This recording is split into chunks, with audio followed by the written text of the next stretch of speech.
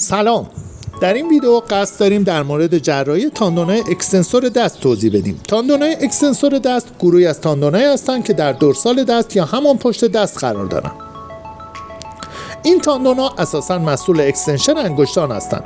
یک پارگی، شکستگی یا هر مکانیزم دیگه‌ای که سیر تاندون رو قطع کنه میتونه باعث آسیب بشه که نهایتاً باعث از بین رفتن توانایی اکستنشن یا باز شدن انگشت بشه. بنابراین معمولاً اگر تاندون اکستنسور در پشت دست قطع بشه، فرد نمیتونه انگشت خودش رو بالا بیاره. یا اگر تاندون در سطح ساعد قطع بشه، بسته به نوع تاندون توانایی اکستند کردن بعضی از انگشتان یا مچش رو از دست میده. آسیب‌های تاندون اکستنسور میتونن یکم پیچیده باشن، به خاطر اینکه اتصالات کوچکی وجود داره که تاندونای اکستنسور رو با همدیگه متصل میکنه.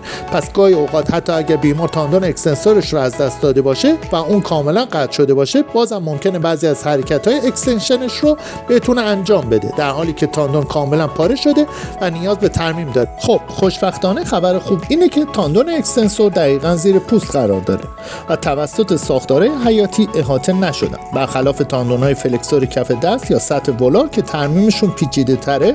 ترمیم تاندونای اکستنسور معمولا آسونه. به این صورته که پوست رو باز میکنیم، دو سر تاندون رو پیدا میکنیم، تاندون رو کنار هم قرار میدیم و به روش‌های مختلف مثل رانینگ و کورسوچور ترمیم تاندون رو انجام میدیم و همانطور که میبینیم بعد ترمیم تاندون طبیعتا پوست رو میبندیم. بیماران معمولا بعد 2 الی 3 هفته بعد ترمیم فیزیوتراپی رو شروع میکنن و اکثرا خیلی خوب نتیجه میگیرن و دامنه حرکتی خوبی رو مثل همین بیمارمون به دست میارن.